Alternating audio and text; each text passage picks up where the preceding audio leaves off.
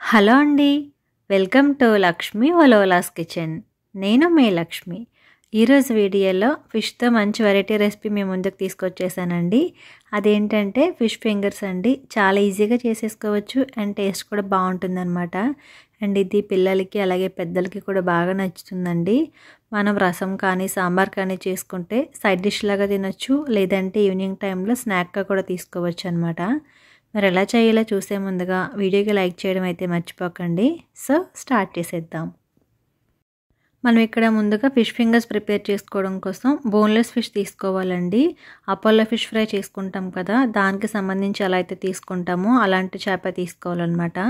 మన బయట మార్కెట్లో మనకి బోన్లెస్ ఫిష్ కావాలంటే దొరుకుతుందండి ఈజీగా. సో అది తీసుకున్నాను అనమాట. ఇక్కడ నేను 1/2 కిలో తీసుకుని శుభ్రంగా వాష్ చేసి ఉంచుకున్నాను అనమాట. ఇలా శుభ్రం చేసి వాష్ చేసి పెట్టుకున్న తర్వాత వీటిని మనం చిన్న ముక్కల్లా కట్ చేసుకోవాలండి. అంటే మనం ఫింగర్స్లా ప్రిపేర్ చేసుకుంటున్నాం కాబట్టి అవి మనకి సన్నగా కాస్త పొడవుగా ఉండేలా కట్ చేసుకుంటే సరిపోతుంది. అలానే మరీ పొడవుగా కాకుండా నేను ఇక్కడ చూపిస్తున్నాను చూడండి, ఆ విధంగా ఉంటే సరిపోతుంది అనమాట. ఎందుకంటే ఇవి మనకి చూడడానికి చిన్నగా ఉంటాయి కానీ వేగిన తర్వాత కాస్త పెద్దగానే అవుతాయండి. అందుకోసం బాగా పెద్దవి కాకుండా అంటే పొడవుగా కాకుండా కొంచెం నేను చూపిస్తున్న విధంగా మన ఫింగర్లో హాఫ్ వచ్చేంత వరకు మన ఈ పీసెస్ని కట్ చేసుకుంటే మనకి వేయించుకోవడానికి కానీ తినడానికి కానీ చాలా వీలుగా ఉంటుంది. మనం ఈ చేపని బోన్లెస్ తీసుకున్నాం కాబట్టి దీంతోనే అపోలో ఫిష్ ఫ్రై కూడా చేసుకోవచ్చు అండి కావాలంటే కనుక. ఒకవేళ ఆ వీడియో కూడా నా ఛానల్లో ఉంది, ఒకసారి వెళ్ళి చెక్ చేయండి ఇంట్రెస్ట్ ఉంటే. సో మొత్తానికి నేను ఈ విధంగా ఈ సైజులో కట్ చేసేసుకొని పక్కన పెట్టుకున్నానండి.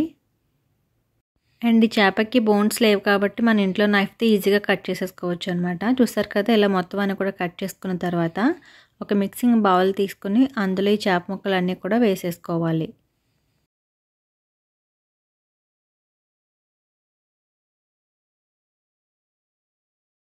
ఇప్పుడు ఈ చేప ముక్కల్లో మనం మసాలాలన్నీ కూడా యాడ్ చేసుకోవాలండి. ముందుగా ఇక్కడ 1 టీ స్పూన్ అల్లం వెల్లుల్లి పేస్ట్ వేసుకుంటున్నాను. 1/2 కిలో చేపకి నేను చూపిస్తున్నాను.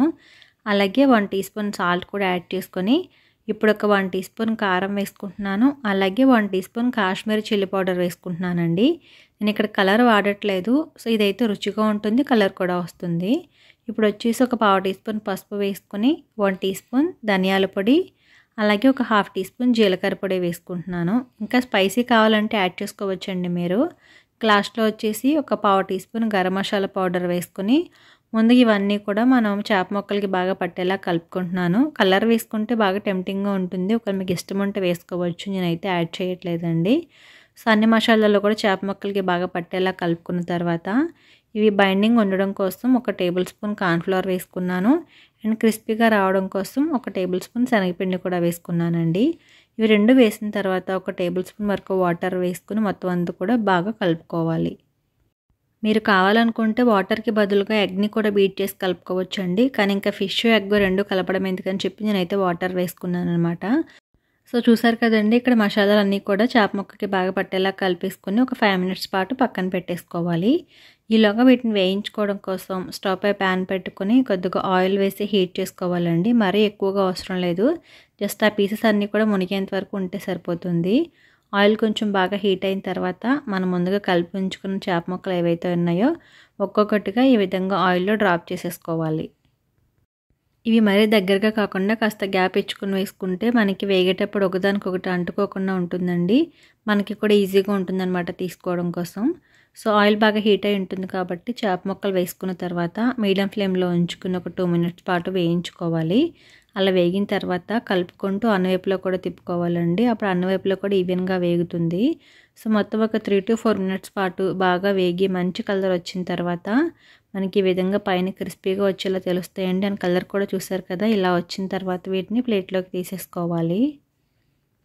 ఇలా వేగిన చేప ముక్కలన్నీ కూడా ప్లేట్లోకి తీసుకున్న తర్వాత మిగతావి ఏవైతే ఉన్నాయో వాటిని కూడా ఇలానే వేయించేసుకోవాలండి.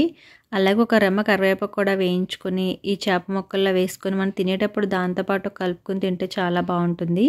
పిల్లలు అయితే టమాటా కచప్తో కూడా తింటారనమాట. సో మరి చూసారు కదండి, ఇంట్లోనే ఈజీగా మనం ఫిష్ ఫింగర్స్ని ఎలా ప్రిపేర్ చేసుకోవాలి అనేది చాలా త్వరగా అయిపోతుందండి. అండ్ టేస్ట్ కూడా బాగుంటుంది. ఒకసారి ఈ విధంగా మీరు ట్రై చేసి మీ ఇంట్లో వాళ్ళకి టేస్ట్ చూపించండి. అలాగే మీకు ఎలా వచ్చిందని కూడా నా కామెంట్లో చెప్పడం అయితే అస్సలు మర్చిపోకండి. మరి ఈ వీడియో కనుక మీకు నచ్చితే వీడియోకి లైక్ చేసేసి మీ ఫ్రెండ్స్కి అలాగే రిలేటివ్స్కి కూడా షేర్ చేయండి.